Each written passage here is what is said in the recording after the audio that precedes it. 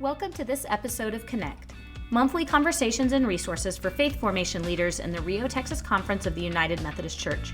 In this episode, we will be hearing from the Reverend Jeana Martin as she talks to us about living the Sabbath, strategies for avoiding burnout. Jeana is an elder in the Rio, Texas Conference. She is also a licensed professional counselor in the state of Texas who works with individuals both in person and online. She is enthusiastic about helping people discover new paths to health and wellness. I'm excited for you to get to hear from her today.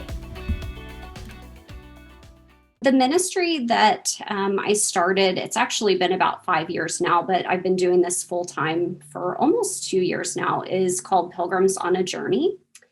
And I was really excited when Tanya asked me to speak about Sabbath, and I've been doing a lot of study about the nervous system and a somatic experiencing training, which is, it's a type of therapy, but I've also incorporated it in with spiritual direction to help us kind of understand what our nervous systems are doing, and particularly in regards to Sabbath. And so that's what we're going to talk a little bit about today.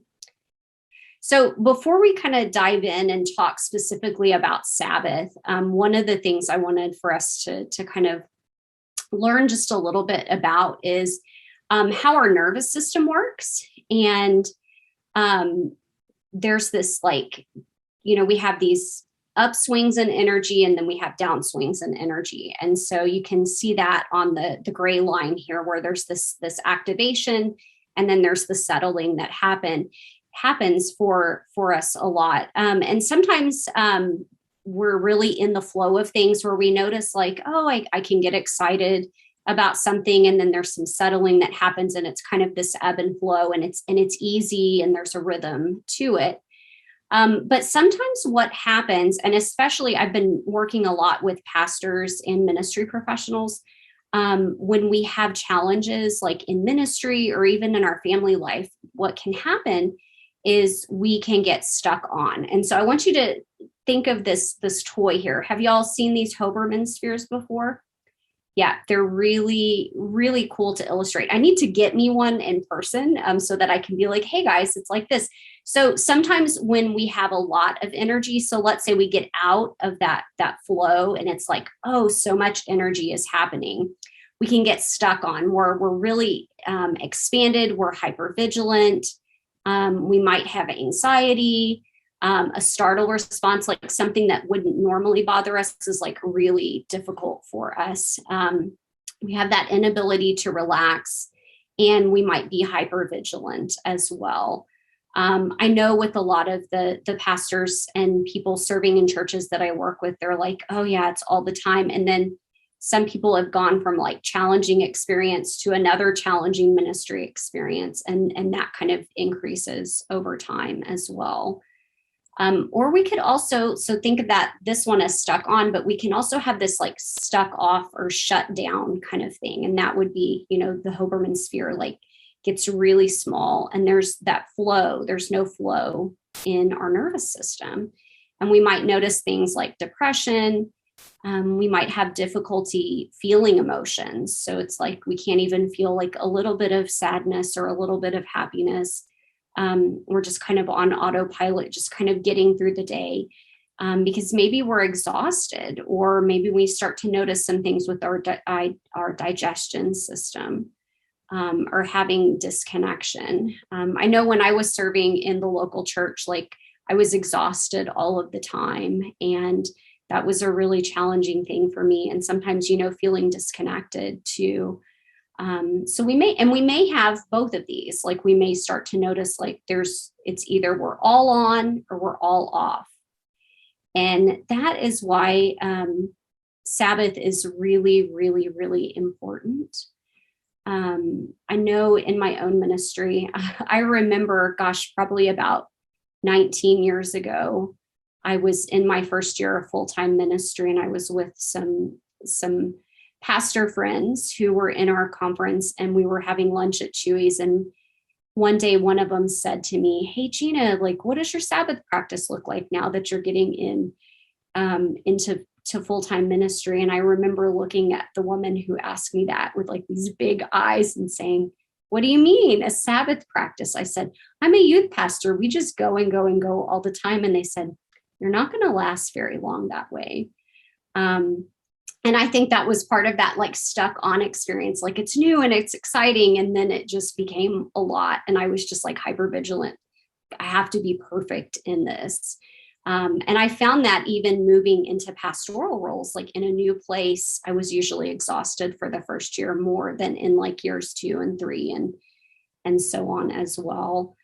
And so that's one of the things that the Sabbath invites us to.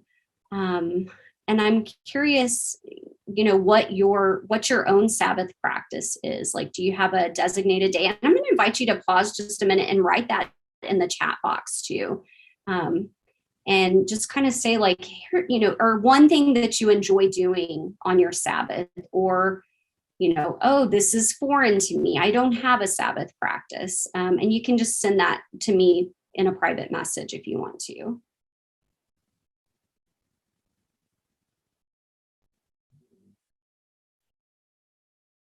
So the Sabbath invites us to have some more spaciousness too, especially when we get into these like really high activation states in our nervous system, that like stuck on that fully expanded state, or even when we're stuck off and it's like, we've had, a challenging parent meeting or a funeral or something, and it just kind of comes one right after the other.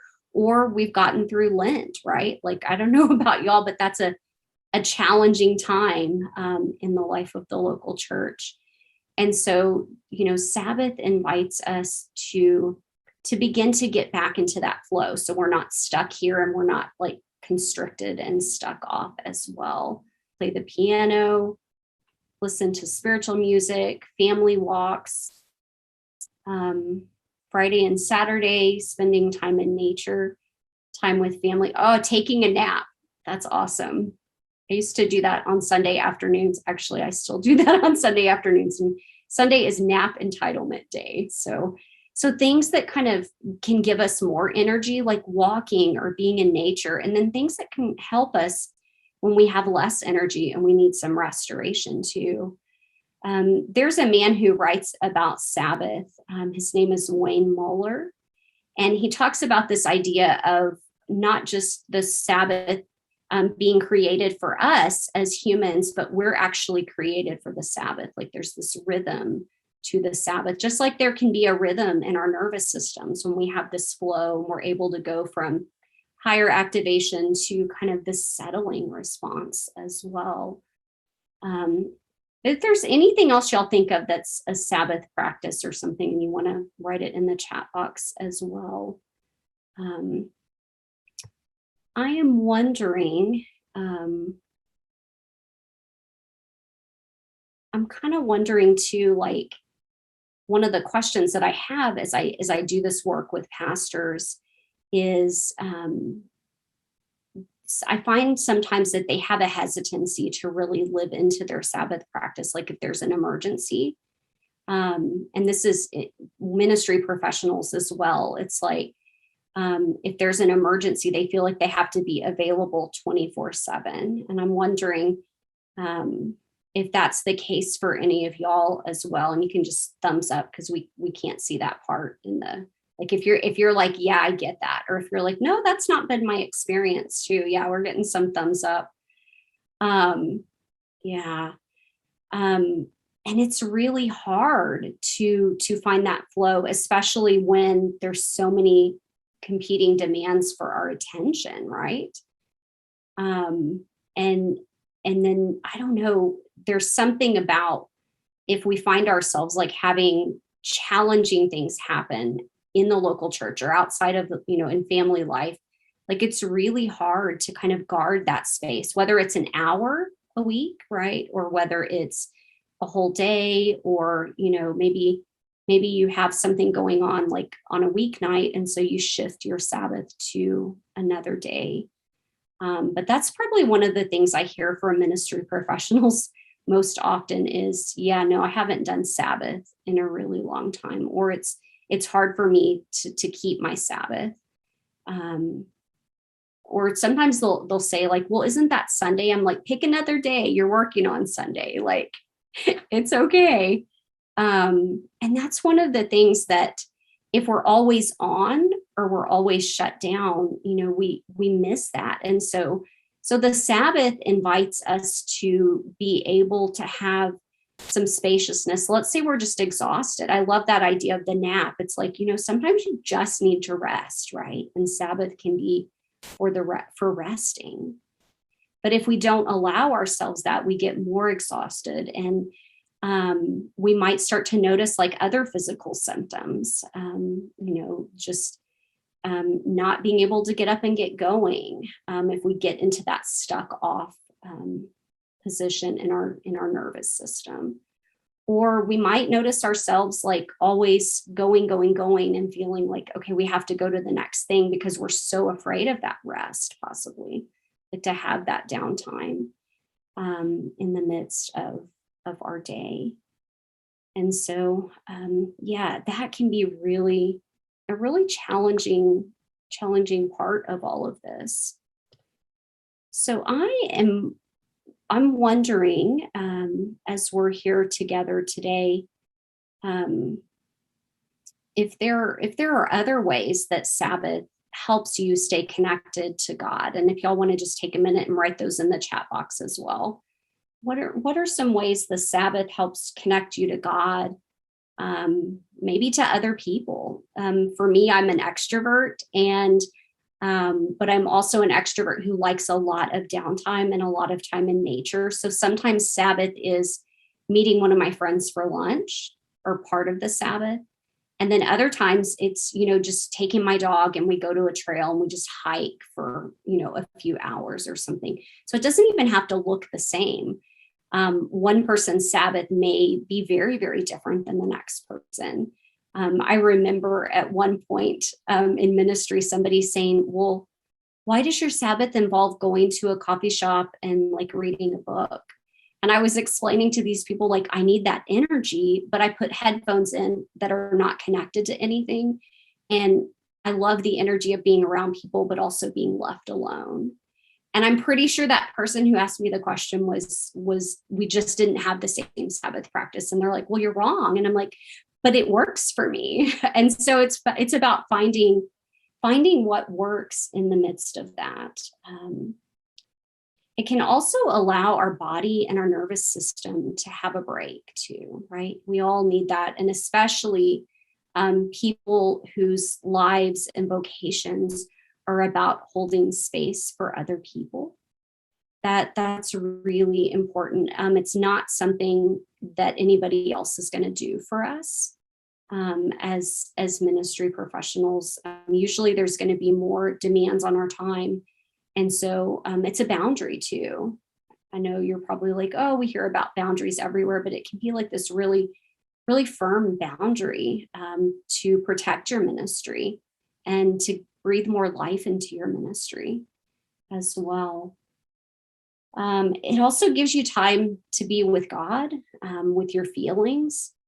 One of the things that is really tricky is, if we're in this like really shut down state, it can be hard to know what we're feeling. We might feel all the stuff that's around us, right? Like in the churches that we serve, or the people, that we're serving with, we might pick up on all their stuff. And so Sabbath gives us a dedicated time and a space to just be with whatever's rising up for you, and to not have that input from other people. I work with a lot of people who have what's called highly sensitive trait. And so they really get this, like they're like, yeah, that's intense. Like they need this dedicated time where they're able to restore and be in nature as well. So there's lots of opportunities to do Sabbath, right? Let's see, we have some more things in the chat as well. One person says, Sabbath helps me to become more present to God and God's movement in my life. to stop and step away from doing so they can focus on being. That's where I meet God. And sitting outside and watching the garden grow with a partner and observing nature and deer and birds. Yeah, those are all really great ways to be connected. Um, yeah, so Sabbath looks very, very different for everybody. One of the things that I do on Sabbath, well, I was going to do it once a year, and then we had this crazy pandemic, was to go and walk a part of the Camino in Spain. And then I had this idea to like take other people on that as well. There's something about that motion of like just walking, and you have your hiking poles and you're moving, and then maybe you're pausing and looking at something. Maybe you're falling. I fell once on the Camino. That was an interesting experience. Hopefully nobody falls when I leave my group next month. But just being in motion, sometimes that's really important on Sabbath, but also this invitation to stillness as well can be something that's really important, and having a balance. Maybe that changes for you each and every week. I'm going to share with you guys some opportunities for retreat. This is something that's been a huge part of this season of life and ministry is providing spaces for people so that they can, have like people to connect with, and also time by themselves with God. And so here are some things that are coming up. There is a Holy Land pilgrimage. It's called Her Journey. So it's women only. And I'm going to be serving as the spiritual director for a particular bus that's just for clergy women. But the whole pilgrimage is open to any woman. And so like I'm hoping there's going to be quite a few buses, but then we'll have a special bus just for clergy women as well. And also there's some spiritual direction groups that I lead. I actually have 3 of these groups right now.